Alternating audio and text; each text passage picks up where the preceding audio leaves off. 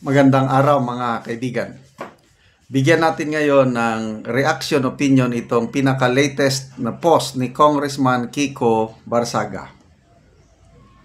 1 hour ago. Sabi niya, Congressman Barsaga's statement against House Speaker Boji D. Binanatan kaagad. Kaupo pa lang. Sabi niya, we did not beat Romualdez yet. He cannot face justice as long as his puppet remains as the Speaker of the House, Representative Kiko Barsaga. So, grabing on fire talaga itong batang kongresista na ito. Non-stop. Di ba? Kung ordinary na labanan lang, na umalis na si Romualdez, tigil na rin sana. Kailang hindi. Tuloy ang laban. Kasi hindi mapapanagot si Romualdez. Walang hustisang mangyari habang nandyan ang kanyang puppet, tuta, hawak sa liig. Ganon ang description niya sa bagong speaker. Ano kaya?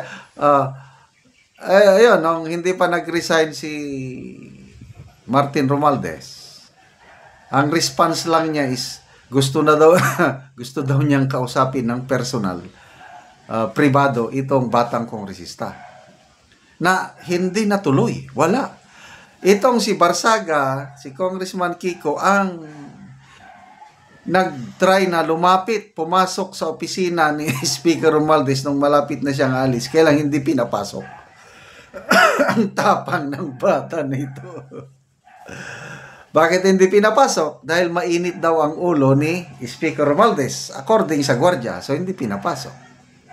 Anong purpose niya? Ay para lang batiin o i-congratulate si Speaker Romualdez sa kanyang retirement. Grabing mang-asar. O ito, tanggal na. O. Reality check. Hindi pa totally defeated si Romualdez. Do you agree? Kung ako ang inyong tatanungin, yes, totally agree.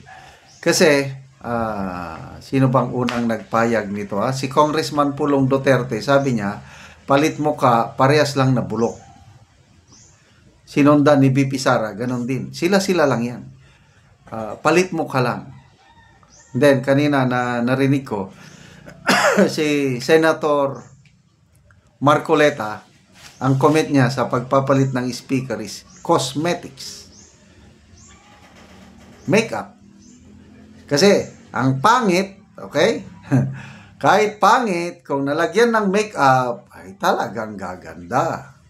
Ganyan ang nangyari sa Kamara, according to Senator Marcoleta, yung pangit na imahe ng Kongreso, kinosmetics ngayon para magbukhang mas gwapo o gwapa.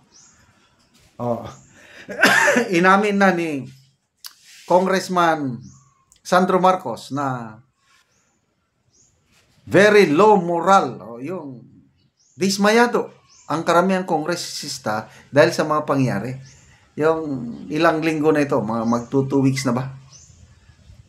Grabing batikos na pinatindi sa pagsasalita ngayon ni Congressman Barsaga dahil every time na mag-post siya, nagre-react ang taong bayan. Isa na ako, mga kapwa ko vloggers, pinag-uusapan.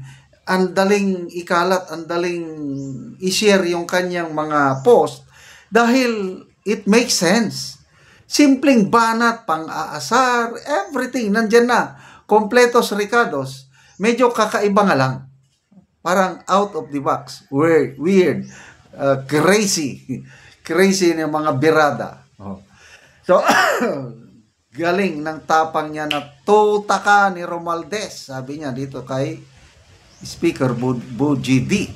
In the same manner, kay Senator Tito Soto, Senate President na yan, ganon din. Diskaya lang ang kaya mo. Sabi niya, takot ka kay Romualdez, tuta ka ni Romualdez. Ngayon, wala na si Romualdez. Ano na ngayon? Ay palagay ko, nandiyan pa rin eh. Ano lang, to me, personal opinion ko lang, it's just to cover up. Para lang ipakita sa galit na taong bayan na, ito, nakinig na kami sa inyo, taong bayan. Ang nirereklamo nyo, umalis na. Ito, bago na. Kaya pwede ba tumahimik na kayo? Parang ganon. Kaya lang, hindi na nila maluluko ang taong bayan ngayon. Kasi nga, age of social media, hindi nila makontrol ang ideas, sharing. Pampalubag loob lang itong change of leadership sa Kamara. Bakit? Kasi, Marcos loyalist, member ng Partido Federal, pinick up daw ang mismong nag-pick up o namili sa kanya si Sandro Marcos, mga ganon ba? Tapos may mga kaso. May nababasa akong sa mga comments tignan ko lang sandali Okay, nabasa ko kanina, hindi ko ma-open dahil mahinang data. Nung Vice Governor pa itong speaker ngayon, Vice Governor sa Isabela, sinampahan siya ng isang mayor sa Isabela ng graft and corruption case sa ombudsman. Tapos may isa pa, basta naglalabasan yung mga aligasyon laban sa kanya. Anyway, these are just allegation. Kaya lang, kung may sunog, may usok, di ba? So, huwag tayong pakalmante, mga kaibigan. Especially ngayong September 21 na rally.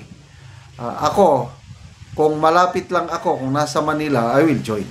So, sa mga makakaya, malalapit sa Metro Manila, please join. Total, open lahat yan. Walang mga kalimutan na natin ang color sa politika. Kakamping ka, Duterte ka, o whatsoever. Let's forget our differences and unite. Isigaw natin. Tama ng korupsyon. Niloloko nyo ang taong bayan. Kailang sa mapayapang parana, dapat walang violence. Huwag nating gayahin ang Nepal and Indonesian experience. Kaya salamat mga kaibigan sa inyong pagsubaybay sa ating channel. Nakakatulong kayo ng malaki sa Tribong Talandig ng Bukidnon dahil ang channel natin, ang sweldo sa channel na ito is pantulong sa tribo. Namimigay tayo ngayon ng mga libreng yero at pako para makapagpatayo ang tribo ng mas maayos nilang tahanan. Kaya panoorin nyo ang video na ito. Muna ni ang yero abot na gyud kadtong itabang sa mga tao nga nagkinahanglan og tabang kadtong mga daot na ilang balay. So muna ni siya 450 ka yero ang gi-deliver. So muna ni sila ang matagaan og yero.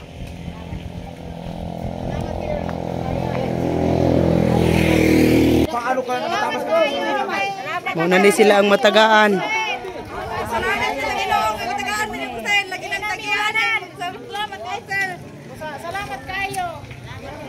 Salamat kayo sinabang nakatagrag yun. Nabugangan pa.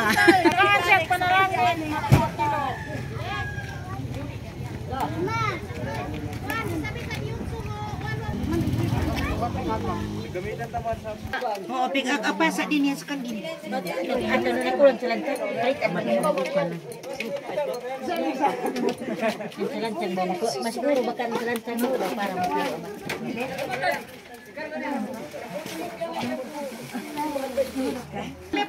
Sana dia kang mabajitan na yung sindihan. Iyo, diba? So, marang pasto ko.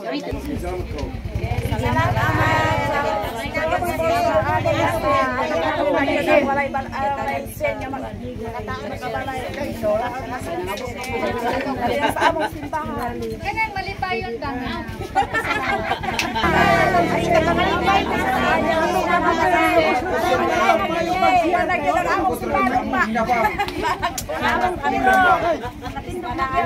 Ayaw pangatop sa siya. Pangatop na gilbik. Kaya nasunod nila.